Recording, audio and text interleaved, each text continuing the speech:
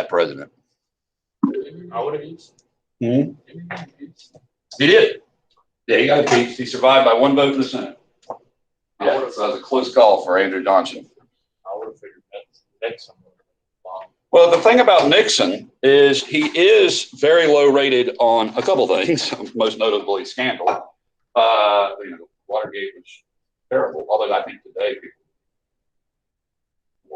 are ambivalent about it, honestly. But it was the cover-up more than but the dirty tricks and the list, those were all very bad. But keep in mind, it was Nixon who first visited China.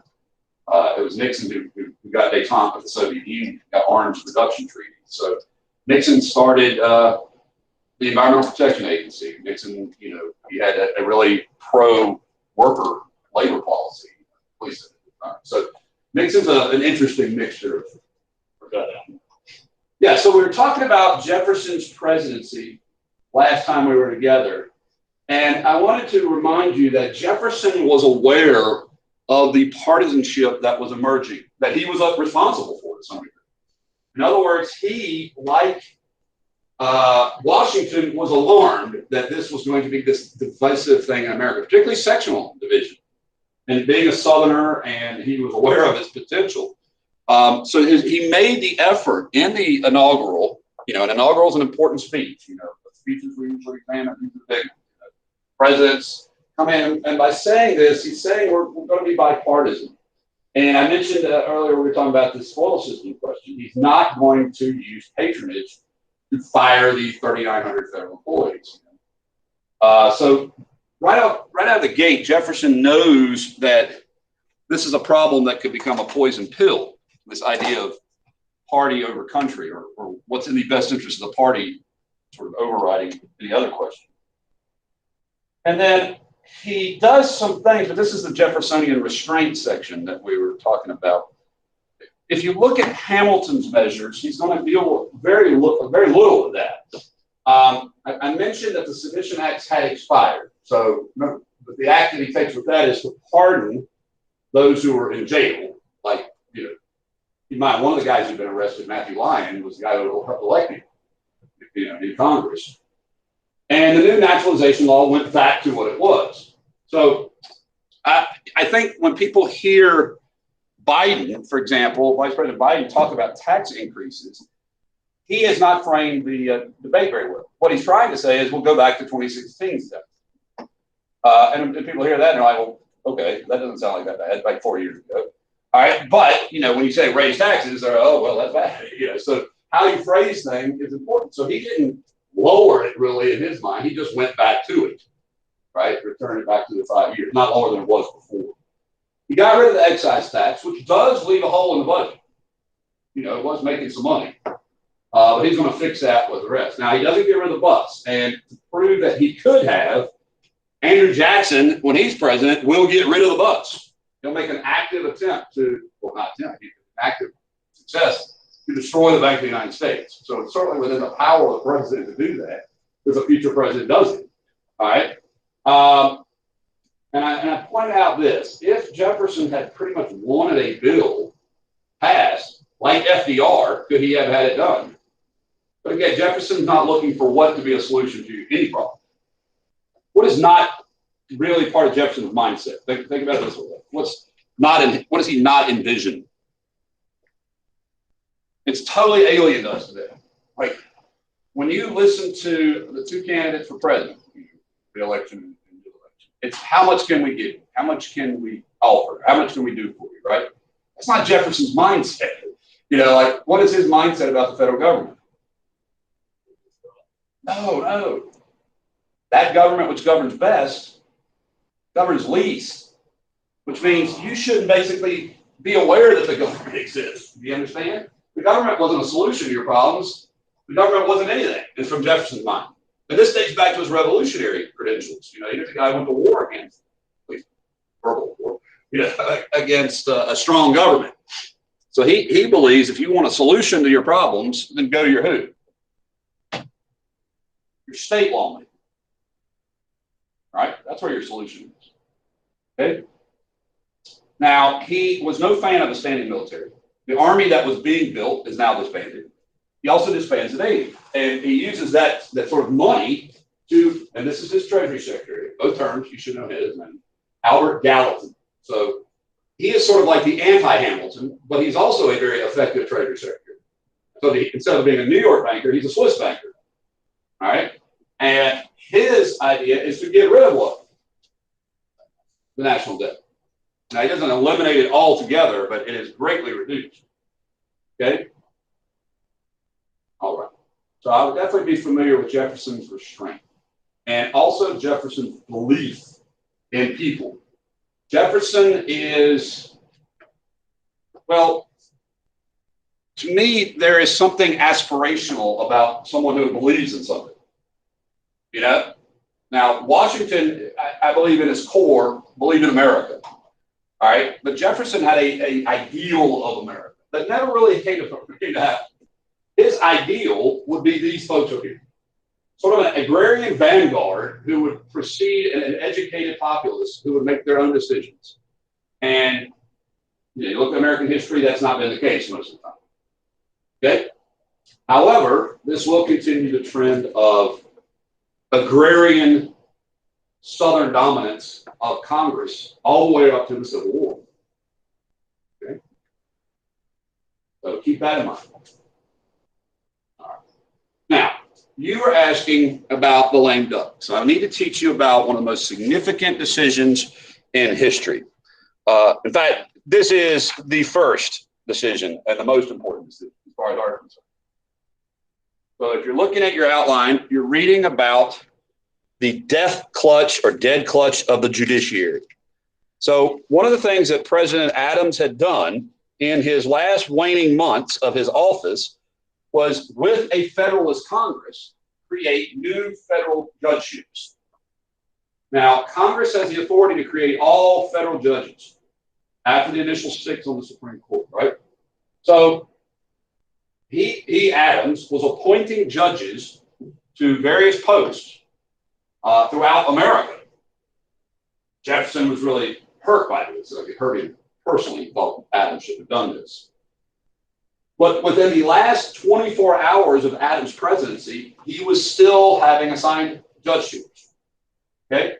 Now, the Secretary of State's job is to have these judgeships confirmed. In other words, they have to get the president's signature, and they have to deliver them to Congress to have it authorized. So that's like formalizing their appointment. So the president signs the appointment. The Senate has to vote to confirm. The Secretary of State notarizes it, and then it becomes official once that's returned, right? By the way, John Adams, Secretary of State, was a guy named John Marshall. A little bit later on, he appoints John Marshall to be the new Chief Justice of the Supreme Court. All right, so John Marshall is now the Chief Justice of the Supreme Court. And 15 Federalist judges, including 16, including a guy named Marbury, are also in a stack of papers. Now, Marshall himself is not a midnight judge. Everybody hear that? Marshall is not a midnight judge. He was appointed late, and he was a lame duck appointment, but he wasn't like the last 24 hours appointment. But he's been appointed to the Supreme Court as its new Chief Justice, John Marshall, and he is an absolute icon of the court. He's going to be one of the great influences of all time. There's a university in West Virginia named after him, Marshall University. I've heard of it. We are Marshall. Where that is used to be Virginia. Marshall was a Virginian. He was cousin with Thomas Jefferson. So he is now the Chief Justice, and the incoming Secretary of State is a guy named James Madison. That guy named James Madison. All right. So when Madison arrives at the State Department, he discovers there are 16 judge invitations that have not been delivered. In other words, they've been appointed, but they've not been sent to the people. So he then takes the appointments and puts them in a drawer and locks it. So those 16 judges never get their appointment. You understand? So one of those judges, a fellow by the name of William Marbury, sues James Madison. Thus the case named Marbury versus Madison. But Marbury is going to sue in an interesting way. he's going to sue directly to the U.S. Supreme Court. That should raise an eyebrow. Why is suing directly to the Supreme Court noteworthy? You're suing people, whether it's lawful or not. Well, they will determine. I mean, that's true. They're definitely going to hopefully determine whether or not it's lawful. So what is he suing Madison to do? It's interesting. He's suing Madison for his job that who appointed it to, that who was supposed to fill in. Marshall was the old Madison in this narrative. Like Marshall has gone out and he would have been Madison, so to speak. So Marshall's family member, his brother, had delivered these letters. So here comes William Marbury and he says, John Marshall, I want you and your court, the Supreme Court of the United States, to tell James Madison to give me my job. That's called a writ of mandamus. And that's a Latin phrase. It's an important one. You guys would probably hear the phrase court order and recognize. I want a court order, writ of mandamus, directing Madison to appoint me. Now, what's John Marshall's conundrum? What's John Marshall's dilemma as Chief Justice? If he confirms the appointment, what might James Madison and vis-a-vis Thomas Jefferson then do? You can't fire a judge, you're judged for life. What would you do? It's been one of the grave questions that has been raised about President Trump. Like, what would President Trump do this? Andrew Jackson does this. What does he do? He ignores the Supreme Court. Andrew Jackson will famously say, Justice Marshall has made his decision, now let him enforce it. See, here's the problem. The Supreme Court has no enforcement power. Who's supposed to enforce it? The executive branch, different branch, right? So the judicial can make their decisions, but they don't have any guns. They don't have an army, right? So the big concern for John Marshall is if he tells Madison he has to appoint Marbury, what if Madison just says, no thanks? You can't do anything. Well, what does that say then about the Supreme Court? What will that then say about the Supreme Court if he does it? Yeah, that's a weak body. It's the weakest branch of government. It's impotent, right? So he doesn't want to do that. But if he doesn't give Marbury the job, do the DRs get a win over the Federalists? And by the way, Marshall was a super duper Federalist. Marshall was a veteran of the Revolution. He was deeply steeped in that belief in a strong central government over the weakness of decentralized. We don't want to do that, right? So he's got to steal victory from the jaws of defeat. This is what John Marshall creates. He takes a day. That's how smart Marshall is. It takes a day. Actually, the court doesn't decide in the first case, in the first court, and then when they return after the recess, then he makes his statement. Marshall says this, William Marbury, I totally sympathetic with you. You should probably have that job, but you messed up.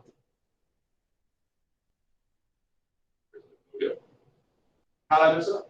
It's like, you should not even be here at all, John Marshall tells him. See, the problem is, the Judiciary Act of 1789 gave this Supreme Court original jurisdiction in this matter. You guys know what original jurisdiction is? It's the first case.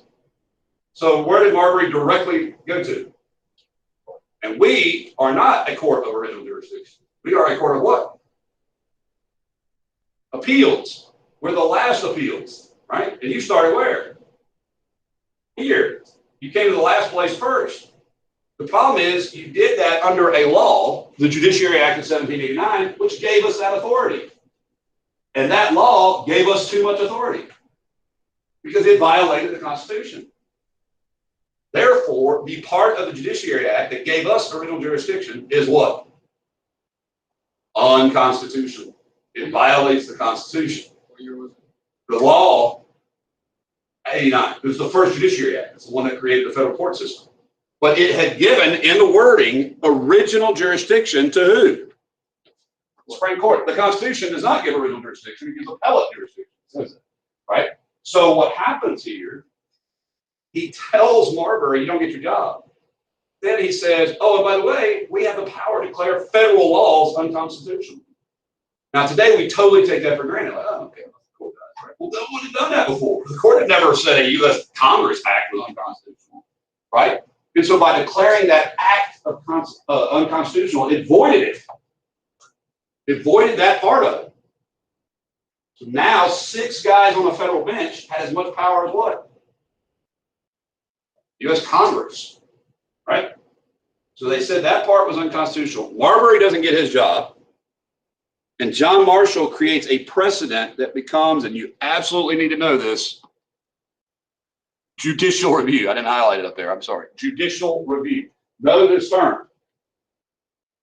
So by Marbury versus Madison, it's the first case in history, 1803, where the Supreme Court declared an act of Congress, not a state government, but a co-equal branch of government.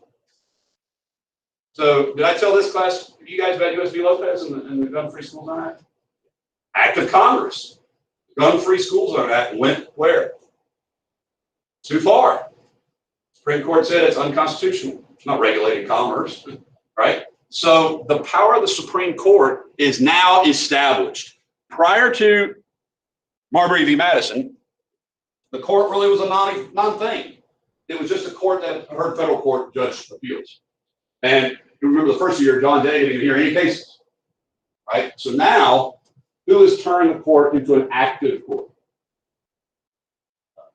And we will call this in history the Marshall Court for a reason. It is one of the most landmark, it's the very first true Supreme Court. Because before 1803, the court hasn't really dealt with any really difficult issues. So in the end, this gives an enormous federal power called what? Judicial review. Were the midnight judges constitutional? Sure. They could do it. Did the DRs get mad about it? Yeah. Did they prevent them from getting their jobs? Yeah. Right? Yeah. And nobody came along later and made them. Because after Jefferson, guess who's president? Madison. And after Madison, another one of Jefferson's lieutenants, Monroe. Right? You know, so you're going to have a chain of Virginians, none of which are going to like, oh, let me appoint some Federalists to the bench. Right? So the debate about what if, you know, there's a lot of kerfluffle right now about if Biden were elected, would he and the Congress expand the court? Well, they certainly can. It's not unconstitutional. It's only a political question. You understand? Who has the power to increase the size of the Supreme Court? No. Congress. Who has the power to fill it? Yeah. The president, right. Yeah. So that's the checks and balances stuff. Okay? All right. Now, that then left only really one other recourse for the DRs, they thought. Well, if we can't beat them in the court, we should do what? Oh, get rid of them, right? Impeach them, right?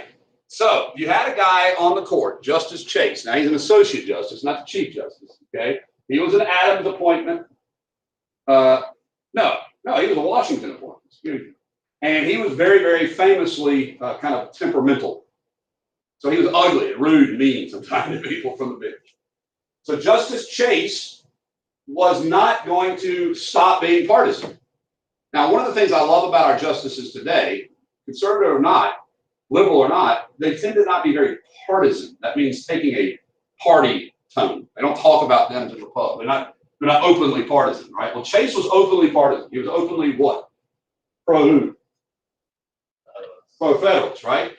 And so the DRs figured, let's get rid of this guy. Now, the first guy they impeached actually was nuts. I forget the guy's name. He was a bad judge, you know. So now they're like, let's go after Chase because he's a bad judge. We don't like him. We disagree with him. But when it comes to the Senate, guess what? What would happen? What did the DRs do with Samuel Chase? They impeached him, but he survived. He was not removed because had he committed high crimes and misdemeanors? No. And what Jefferson's folks decided, why was impeachment probably a bad idea? Everybody decided this. Well, do you know the phrase destabilizing precedent? You know what destable means? Destabilizing? So like disruptive. And a precedent means the first time, and once you do it, then it creates precedent, doing it over and over again. Right? So what this meant was, had impeachment been successful, had it resulted in removal, what would become sort of a normal thing in American government? partisan impeachment, which unfortunately, at least one of those, I think both really. I mean, I don't know if they, maybe all four of them were partisan. If you think about it this way, Johnson's impeached by his rivals, his opponents who don't like him. If you think about Clinton, he was impeached by his opponents, rivals, right? Got off. Trump, impeached by Democrats, got off. So, always going to be partisan to a degree, unless you get somebody who's as unpopular as Nixon. Nixon resigned, he probably would have been impeached and removed.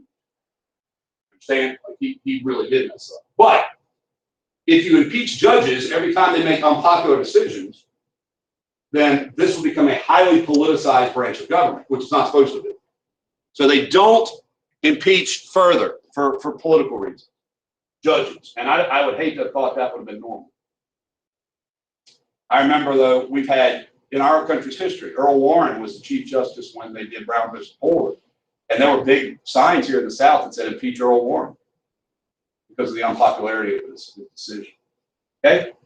Now, you also have a problem emerge from the musical, right? So I tried to set it up for you last week when I was talking about the rivalry between Hamilton and Burr. Both of these men are basically out of office, okay? Burr was Jefferson's first-term president, not his second-term vice president. Remember the tie? Burr's not going to be the vice president in the second term. He's out of office, okay?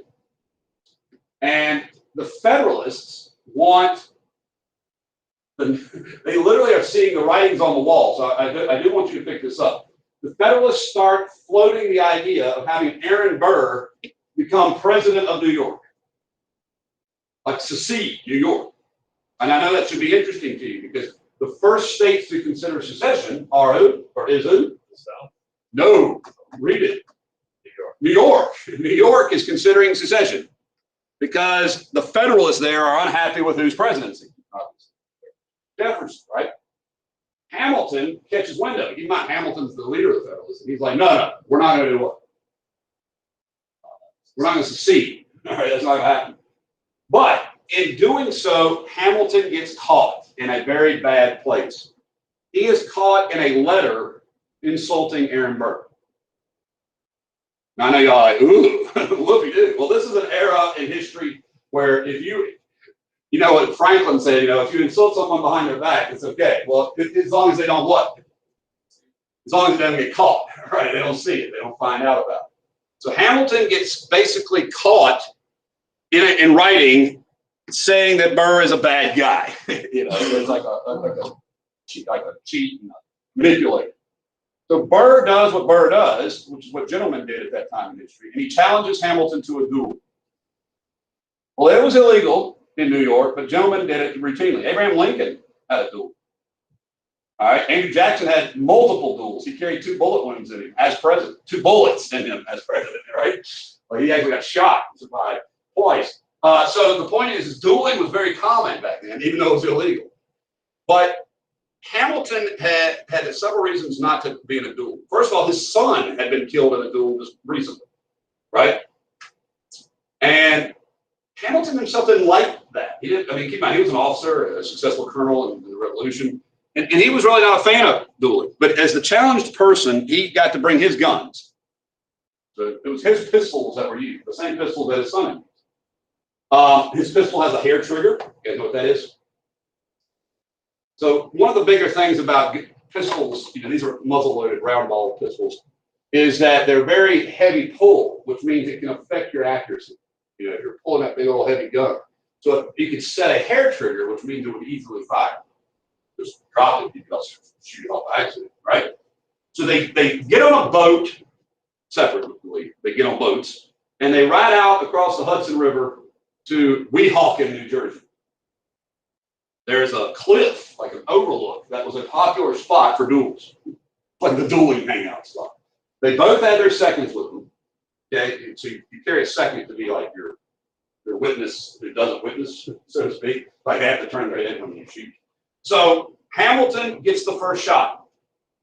This is where history, and those of you who like the musical, I'm not going to throw away my shot, right? This is that moment. I'm not going to throw away my shot. So he draws down on Burr and fires. But we don't exactly know how he drew down and fired, because what we know from the testimony of various people involved is that a branch falls off a tree above him. Above Burr. So it's like he shot maybe in the air above. Now keep in mind, just showing up at the duel is enough to satisfy your honor. It means you've got the guts to face somebody who might shoot you, right? So that usually was enough. But so they face off. Hamilton fires. Now, Burr shoots Hamilton, and Hamilton drops instantly. And Burr takes like 3 steps forward to go see what happened. Apparently, it was a surprise with those things. And his second said, no, you got to go. Hamilton's second comes up to him, and Hamilton says to him, I fear the wound is mortal. And so this is what happened to Hamilton. He is shot in the hip. Not a bad place to get shot, right? In fact, historians say that in dueling, if you wanted to shoot your opponent but not kill him, where was a good place to shoot him? In the hip. But the bullet ricocheted up through Hamilton's organs. Like it bounced off his hip bone and went through his, couple of organs. And so he's bleeding to death. The book says it blew his brains out. It blew his brains out, shot his guts out, sort of. And Hamilton is going to die. Now, Burr seems to have thought he did not kill Hamilton. You understand? Like he didn't want to kill Hamilton. It's like the impression that some people get. Like, oops, I didn't mean to do that. Well, regardless, 2 careers are ended here, because once Hamilton dies, Burr is perceived as a murderer. Keep in mind, this is former Secretary of the Treasury Alexander Hamilton, killed by former Vice President Aaron Burr. So you're talking about like 2 luminaries. So Burr moves out west. A group of Brits get with him, I forget where, it's not New Orleans, but it's like close, and offer for him to become the president of a new Western nation that would have been the Louisiana Purchase territory. Burr doesn't do it. He comes back east. He's arrested for treason. For this part, right here. Marshall, Chief Justice John Marshall, rules that you can't be guilty of treason if you don't do it. In other words, he might have been thinking about treason, but was that enough to make him guilty? No. And so Burr will then kind of go off to Europe and live out the rest of his life thinking things. So this is a bizarre scenario, right? But at the root of it is New York politics. Understand? And how politics became what? Partisan. Well, not only partisan, these guys are personal. They're enemies. That's what happened here, And so, and the fact that dueling and things like that is still, so the politics are personal, right? Adams and Jefferson don't speak again, remember? For 2 decades. So that's a pretty amazing time. Now, let's go back to Jefferson's policies, his foreign policy. Jefferson believes in an idea called peaceful coercion. Today, these would be a soft stick in the carrots and stick tradition. You guys know carrots and sticks when it comes to policy? A carrot. If you do this, you will be rewarded this. The analogy comes from a mule pulling a plow. Ever get behind a mule, you'll know what a stubborn animal is, right? So if you dangle a carrot in front of that mule on a stick and walk all day long, will that mule try to get that carrot? Carrot, entice me, give me a reason to. Or I can do what to the mule with that stick? Oh, I can beat it, right? I might get the mule to go too. So soft diplomacy, soft policy, carrots. Hard diplomacy, sticks. So the hardest of all diplomacies is what? What's the biggest stick of all? I mean, if you're dealing with a country, what's the hardest thing you can do? War. That's the biggest stick. TR says speak softly, but carry a big stick, right? So if you're going to go to war, that's military. That's a big stick, heavy-handed. Negotiation, treaty, that's what? The hard or soft policy? Carrot or stick? Carrot, right? So Jefferson's somewhere in between. What's his hard is a step away from fighting. It's don't trade with you. All right. So an embargo is a heavy thing. What have we had really on Cuba for the better part of a century now? An embargo, right?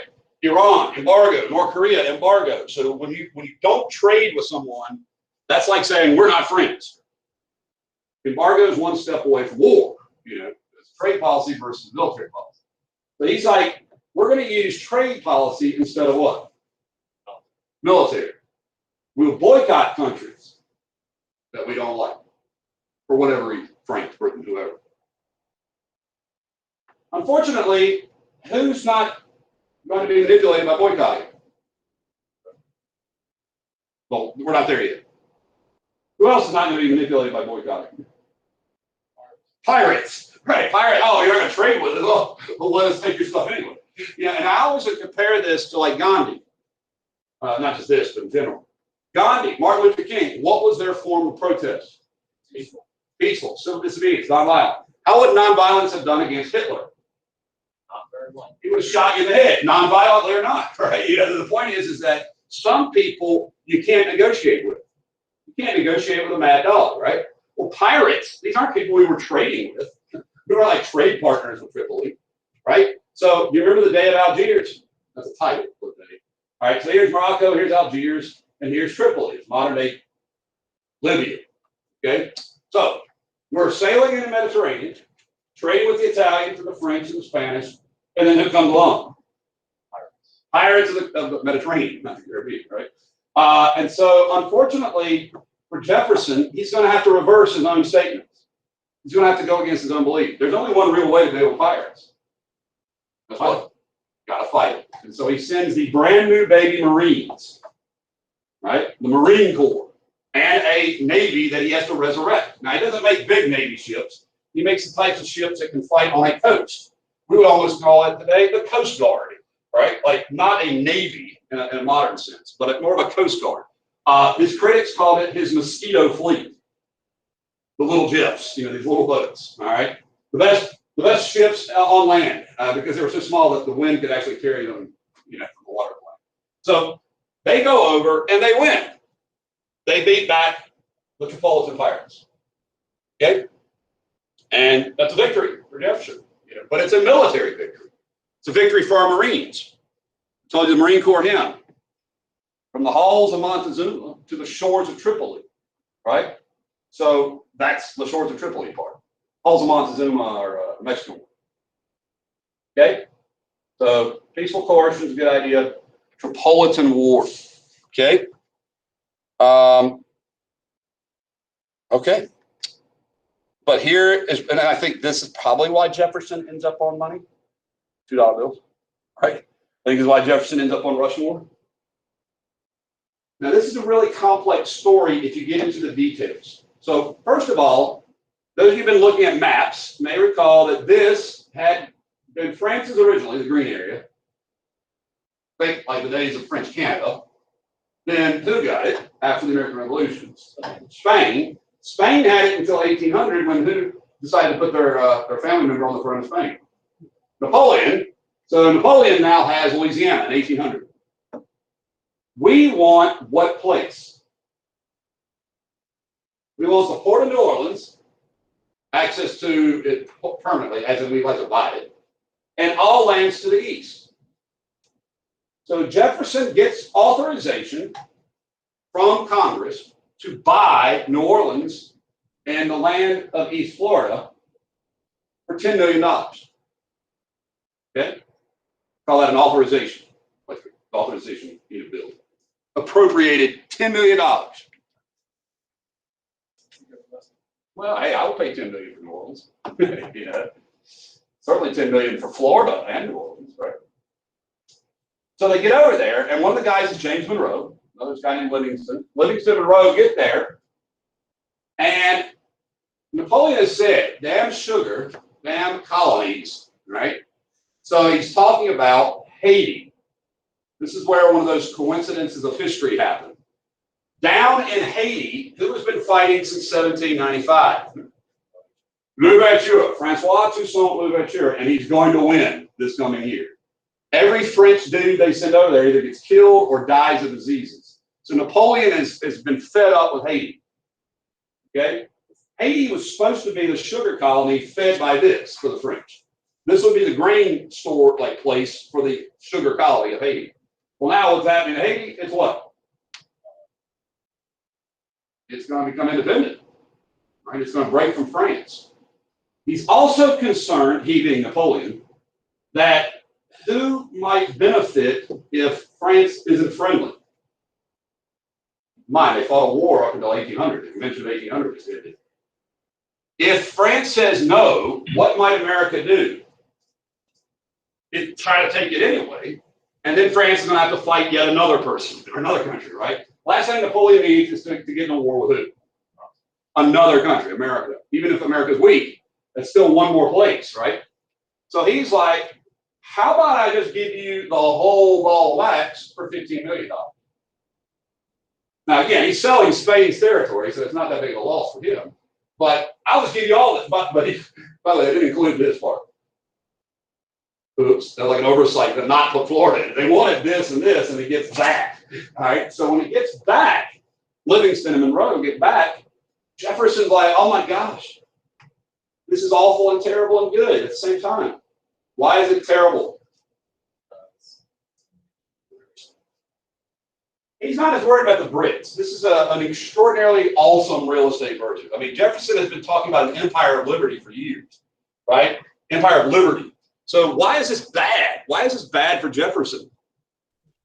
He wanted the land eastward instead, and it was $5 million over his like proposed max. Good, good. 5 million, not over his proposed max, over the authorized max by Congress.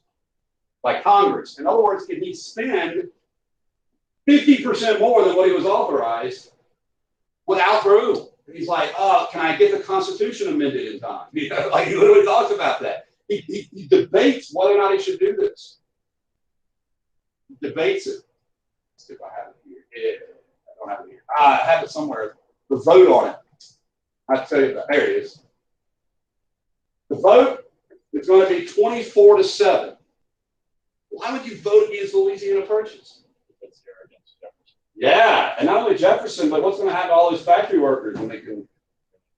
Is this going to make more agrarian states that are Western that vote DR? The Federalists vote partisanly against approval of Louisiana Purchase, 24-7. What Jefferson decides is that I can do this, and today there's a term for the actual acquisition of territory by a country. It's called an inherent power. It's not in the Constitution. It flows from the nature of countries themselves, or the office of the presidency. So he does it, but was he authorized to do this? Do his friends in the Senate say, we don't care, go right ahead and do it anyway? Oh, yes. His friends are like, buy that thing. You know, buy that vehicle, we'll give you the money. All right, you know, like it's Louisiana. It's going to double the size of the United States.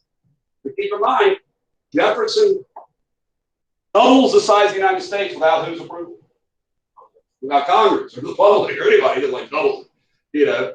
And ironically, that kind of is not strict construction, is it? You know. Now, I probably shouldn't have put necessary proper here because that applies to Congress.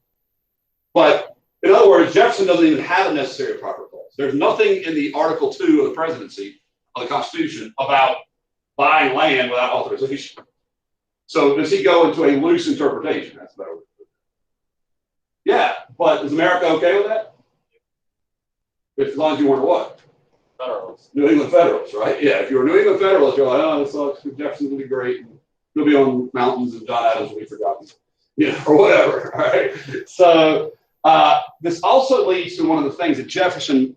By the way, Jefferson hated being president. He talks about it as misery, right? But one of the few things he loved was getting the Corps of Discoveries reports back to him. All right, so he sends his personal secretary, Meriwether Lewis, not George Rogers Clark, William Clark. He sends these guys out with a large group. And now, of course, if you know much about history, they're going to be led by a Shoshone guy named Sacagawea, who was pregnant, and she's like going up the Missouri River and stuff. It's a pretty awesome story. But one of the things that Jefferson was a naturalist. He loved science. So they would send him in shipping crates fossils that they found. And so Jefferson actually assembled like a mammoth on the yard of the White House, on the lawn. You know, like, so he would play with all these neat things from, you know, the chiefs and from the Native Americans. So it's in all these these gifts and things, and he would send gifts from, you know, America's great chief. Yeah, so Lewis and Clark, and I also know another of the explorers, a fellow named Zebulon Pike. He's going to go. The Lewis and Clark expedition is going to follow this sort of blackish line here up through Oregon out to the Pacific.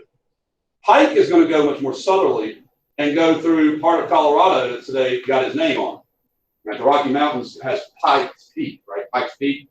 So this is a period of the discovery of the American landscape, the American population of Native Americans. They write about bison, they see the caribou, they see elk, you know. So things that America didn't know about America are now beginning to do. Now, of course, if you're, you know, looking at history kind of critically, what else might be an issue here?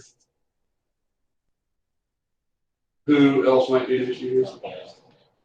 Native Americans, yeah, right. Like, you know, there is no consultation between any Native American people and James Monroe, Livingston, Napoleon, and Jefferson. You know, this is a.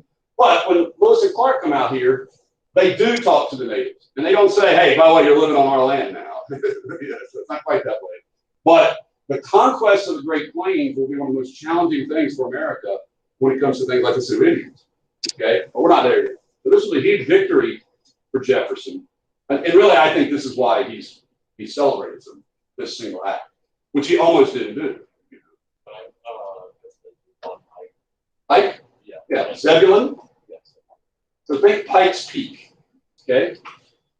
And there are several really great books about Lewis and Clark's expedition. I wish I could teach you more about it. Because when they follow the Missouri River and then they get to the Pacific Ocean, they're really the first Americans to do that. You know, they're going to open up what will become the Oregon Trail. I've heard of that. Right? You have died of dysentery. You know, so that's the kind of period, right? So this was a huge success for our country. And Jefferson ultimately can justify it under something called inherent powers. But if you're a critic of Jefferson, you'd be like, well, dude, you stretched the Constitution when you needed to. And some people have criticized that. Okay? Yeah. All right. Now, last thing with Jefferson today is, oh, by the way, so I would help you fill this in, this Louisiana Purchase list, if you want. Louisiana and the long view. So let's take a look at that. Anybody already done this question? No? Excellent. Get a chance to do something helpful. Maybe. Let me read. Wait. The question is, Louisiana Purchase and the long view. So results of the Louisiana Purchase. Anybody do that? Or let you help? Or ask you to help? So if I'm looking at my text, what are some of the key results of the Louisiana Purchase? So it says, the book loves to use the word epochal. What's an epoch?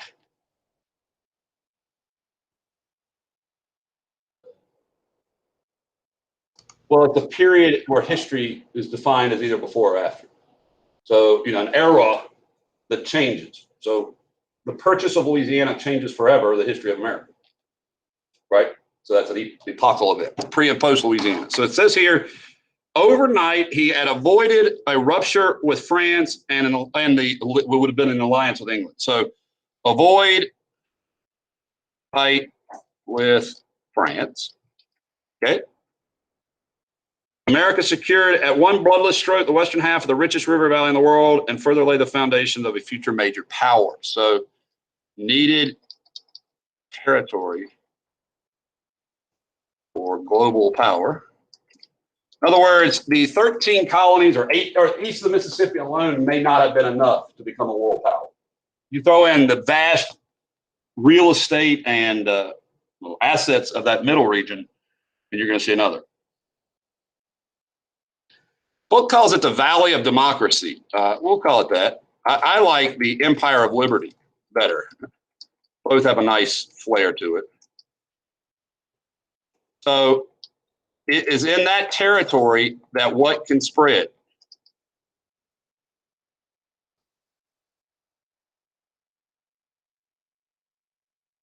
ideas of republicanism and liberal democratic values. So, in other words, that's what Jefferson means by his empire of liberty. A place where we're not taking you over, we're spreading liberty to you, right? Or we're spreading where liberty lives. Okay. How did we do this? How do we have imperialism?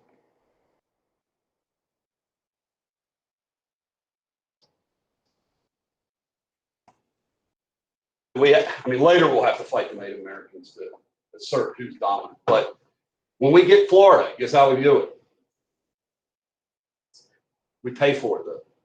Oh, yeah. It's called the Florida Purchase Treaty. I mean, we threaten them, but we still pay them. When we defeat Mexico and take half their country, what do we do afterwards? We pay them. You know, we're one of the few like imperial powers in history that after we take your stuff, we give you money. You know, like, all right, we beat you up, but here's some money. All right, you know, so imperialism by purchase, if you want to call it that. Okay.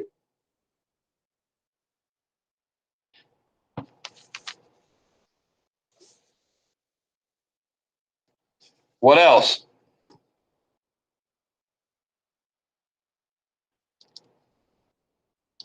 You guys are missing the big one.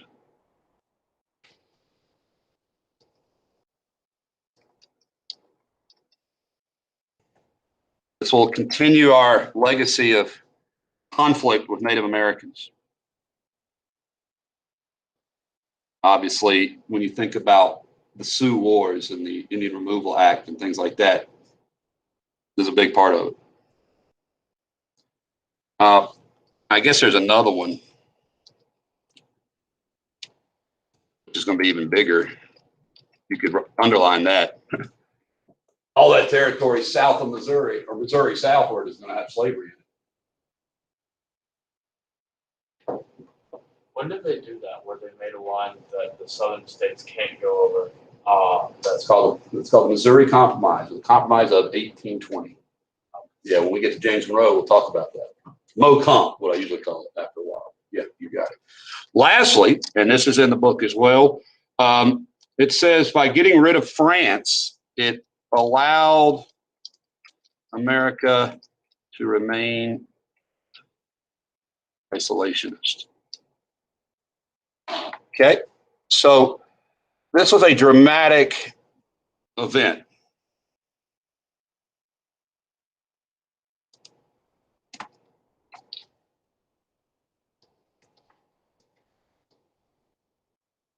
And while this seems similar to letter A, it means avoid a fight with France at that moment, as well as in the future, avoid any conflict. Keep in mind, Spain by this point is weak. So by the 1820s, Spain will have lost all of its territory virtually in the New World. You understand? So that means you've got a weak neighbor to the north, a weak neighbor to the south, and your only neighbors to the west are natives. So does that mean we're in a unique position geographically? No one else in history has had our sort of birthright of the gift of two oceans and two weak neighbors, you know, which means we can emerge virtually untouched from the entire 19th, except for what we do to ourselves. You know, think about what Lincoln's going to say. How is America ever going to die? Self-inflicted. That's right. If America ever goes down, it won't be because of some foreign enemy stepped a foot on our country's soil. It'll be because we committed suicide. And I think that's sage advice. Of course, that's freaking Lincoln. Kind of a smart dude, Lincoln. Okay, let's finish up here with Jefferson so we can do Madison our next time we're together. So, the Napoleonic Wars. Now, again, when you take World History 2, you're supposed to like know this stuff coming in here, but that's okay if you don't. A lot of you guys got cut off last year. So, throughout Washington, Adams, and now Jefferson's presidency, the French Revolutionary conflict has occurred. Well, now in France, in Europe, the Napoleonic Wars are in full force. Where is Napoleon invading after 1806? Yeah. Now, he's got Spain already, 1800. No, in Russia. So this is that point where he has all of Europe but Britain, basically, and Russia is under his direction. We hadn't invaded it. During this period, the two major powers on water are the Brits and the French. The Brits are the supreme power on the water. So what happens is Napoleon issues in essence, continental embargo of Europe on Britain. No European ports can trade with Britain. You understand? And any ships bound for Europe must come to Europe, can't go to Britain. So that's the continental system. The British issue orders in council that says no one can trade with Napoleon. Where does that put us? Rock and a hard place. We can't trade with either. Meanwhile, Britain has been doing a thing called, it's always a joke for high school students, impressing our seamen. All right, so how do you get impressed seamen? You board a ship and you demand that their sailors become your sailors. They're seamen, right? So impressment is forced service, basically kidnapping. They would do this on like harbors. They would in ports. They would like knock drunks out, and the guys would wake up and they'd be on a boat somewhere in the high seas. I'm a sailor. Yeah, so they would stop American vessels, board them, and take Americans on. Keep in mind, did Americans speak with an English accent in 1800? Definitely. You know, a whole bunch of Americans sounded like Englishmen. So they would claim you have English people hiding on your boat, you know, and there are people, and they take them. And what can we do about it? It's the freaking British Navy, right? So this was going on. And then you have an incident called the Chesapeake Affair or incident. It's called the Chesapeake incident, although it's really involving two vessels. Take a careful look at the map. And I will try to fix this. The irony, of course, is that it is in the Chesapeake Bay. All right. So it's a fair. I can't seem to get it to there. Maybe I should bring to front. Sometimes my PowerPoint does not cooperate. There we go. So if you look over here, here's a British ship called the Leopard. An American ship, and now, by the way, this is a warship, not a commerce vessel. It's like a Navy ship. Is sailing out of Hampton Roads, which is where the country's largest port is to this day. All right, and we're sailing out of here, right? And in the Chesapeake Bay, it is attacked by a British ship. The British kill American sailors. And when we send out our angry statement, they're like, "Oh, I'm sorry, our bad, we didn't mean to." Like, these are 1800s warships, so you know what you're looking at when you shoot at them. It's not like being fired at from a distance, you know. Nonetheless, they claim. Now, I've always felt this was Britain testing our resolve. You'll see something similar to this in China by the Japanese later. So the way Jefferson responds is he won't let British come to our country, our ports. And he says we need to get what ready? Keep in mind, they don't have a standing army, so 100,000, that's an enormous number. So is Jefferson preparing for war? Have I taught y'all the phrase casus belli yet? Y'all last year maybe, but this year have I taught it?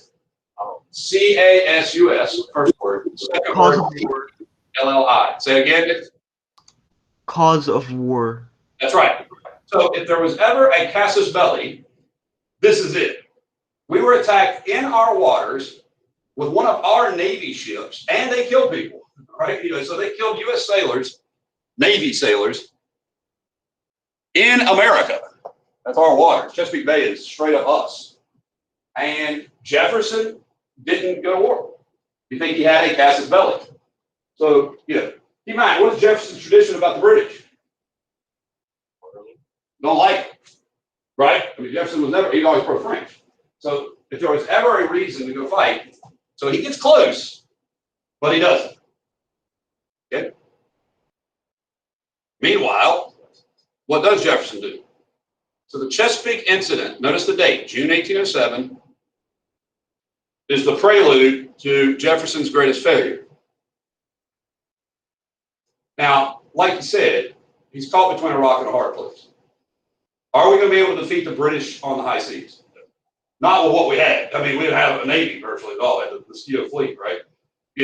And so do you want to go to war on the side of Napoleon, not typically known as a Democratic leader, right? So this is where Madison and Jefferson, Madison is Jefferson's Secretary of State, remember?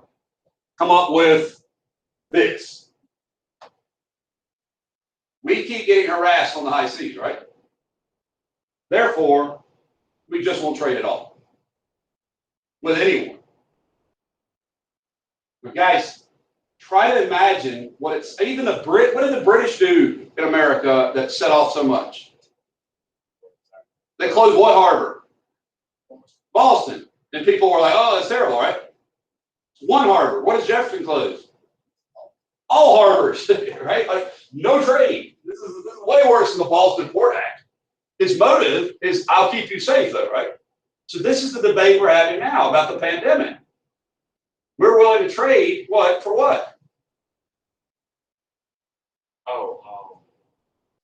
Freedom for safety. Security for danger, aren't we? If it's what? The New England guys that sail vessels for a living say, we're willing to risk this. Don't put up a what? This is our livelihood. All across America, I've heard the economy is more important than this pandemic. Right? Keep the economy open. People feel afraid and they can stay home. So that's kind of how New England responded. They're like, we'll face the risk. We'll sail across the ocean, and if we get attacked, that's part of the price of doing business. You know? So this is hugely unpopular. It didn't help that these were people who are already deeply distrustful of who? Who they already distrust? Jefferson, right? Like, here's Jefferson, who's notably anti-northern, so to speak, anti-urban, all right?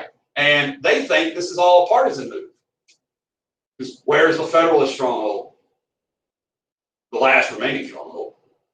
New England, right? So American shipping virtually dies during this period. There is no more shipping, except for what? How do Americans respond to the Embargo Act? What do you think they do?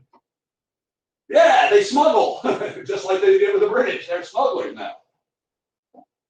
Now, under Jefferson's last year and at the start of Madison's presidency, he will repeal the embargo. I shouldn't say he. By the way, who passes the Embargo Act? Congress. They do it because Jefferson tells them to.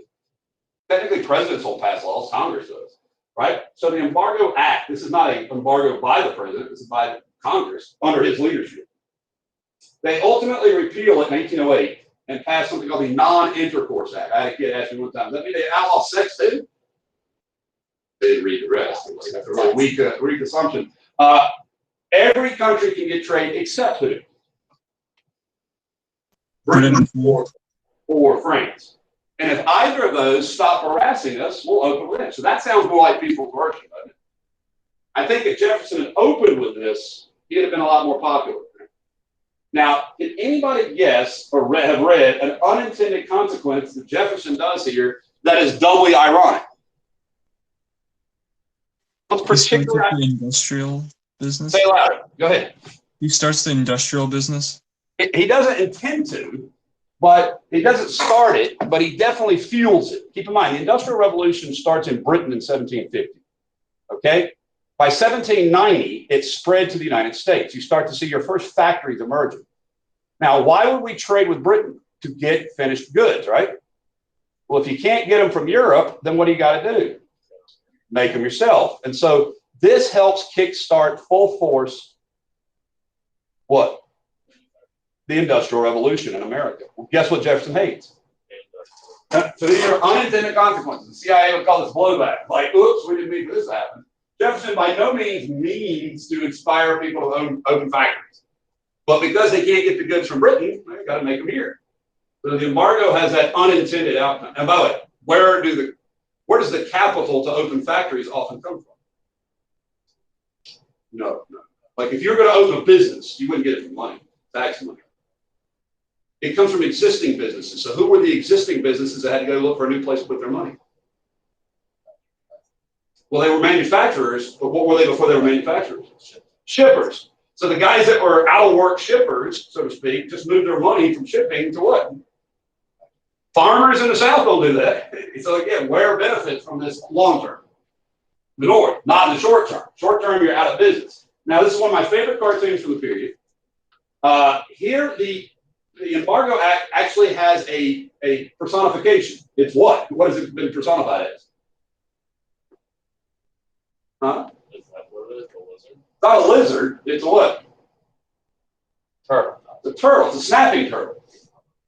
See, and it's holding back this merchant from being able to get out to where? Ship. And the ship's got what flag on? Right. Yeah, I want to trade my what? And by the way, this is how most everything was shipped back then. These giant barrels. Tobacco was shipped in these, nails, you name it. These big hogsheads, all right? And they called this snapping turtle the old grab me. Who knows why they call it the old grab me? See how it grabs them, right? Come on, you guys can be creative. It's the an anagram of the word embargo. It's an anagram. Very good. The oh grab me is embargo backwards, right? See it? Embargo. Yeah, so this was someone's creative idea in 1807 to oh grab me, or the American snapping turtle. Darn it, how he nicks them. That's Jefferson there grinning. Oh, this cursed oh grab me. All right, so I can't get my goods out to the ship. Okay? Oh grab me. All right, so the Embargo Act has all kinds of unintended results, least of which being it kickstart factories. New Englanders, by the way, guess what happened to the Federalist Party? They were dying, guess what? They died. They get more popular. Okay, right? So, yeah, at least with this group. So anyway, be familiar with Jefferson's policies. And then this is, he, like Washington, will be unpopular at the end of his term, but not so unpopular that his handpicked successor and friend, James Madison, doesn't easily sail to victory in the next election. So we'll take a look at that election tomorrow. Any last minute questions while I shut down my recording? Anything from the reading guide that you want read